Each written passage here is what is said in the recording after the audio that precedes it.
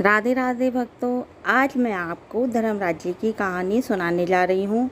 इसे सुनने से सब फलों की प्राप्ति होती है और वैकुंठ प्राप्त होता है। देखिए, ये कथा इस तरह है। एक बुढ़िया माई थी। वह व्रत नियम बहुत रखती थी। एक दिन उसे भगवान के घर से यमदूत लेने आए।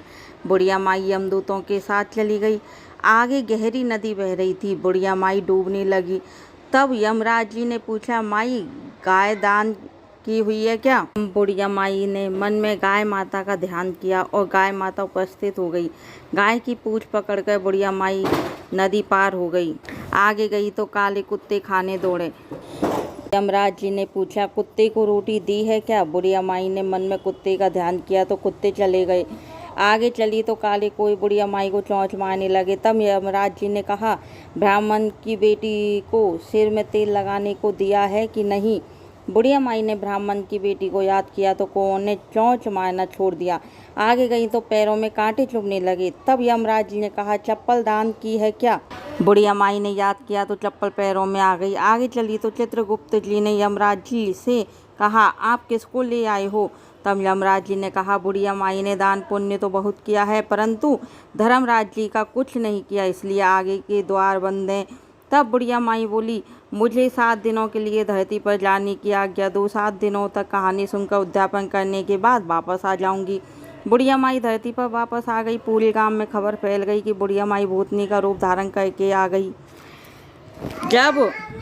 जब वह अपने घर को गई तो बेटे बहू ने भूतनी समझकर घर के द्वार बंद कर दिए। तब उसने अपने बेटे और बहू से कहा, मैं भूतनी नहीं हूँ, मैं तो धर्मराज जी के कहने के अनुसार वापस आ गई हूँ। मैं नियम अनुसार प्रत्येक दिन धर्मराज जी की कहानी सुनकर उद्यापन करके वापस परलोक चली जाऊंगी। यह सुनकर बेटे ने उद्यापन की सभी सामग्री एकत्रित कर दी, लेकिन कहानी का हुकारा नहीं भरा। तब बुढ़िया माई पड़ोसन के पास गई और कहानी सुनने को कहा। पड़ोसन ने कहानी सुनी और हुकारा भर दिया। बुढ़िया माई ने 7 दिनों के पश्चात कहानी सुनकर उद्यापन कर दिया और सभी सामान दान कर दिया। तब धर्मराज जी ने बुढ़िया माई के लिए धरती पर विमान भेजा। विमान देखकर सभी गांववासी स्वर्ग को जाने को तैयार हो उठे।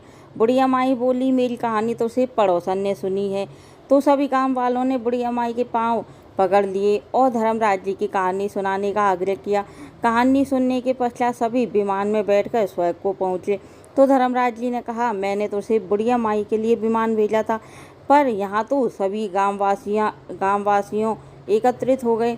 तब बुढ़िया माई ने कहा, मेरी कहानी इन सब ने सुनी है, इसलिए आधा पुण्य इनको भी दो। तब धर्मराज जी ने सभी गांववासियों को स्वर्ग में बांट दिया। सो हे धर्मराज जी महाराज, जैसे बुढ़िया माई को स्वर्ग का वास दिया, वैसे सभी कहने सुनने हुकारा भरने वाले को स्वर्ग का वास दो। बोलो धर्मराज जी महाराज की जय। भक्तों, मेरी ये कथा अगर आपको पसंद आई हो तो प्लीज़ मेरे चैनल को सब्सक्राइब करें और इसे लाइक और शेयर करें। Thank you.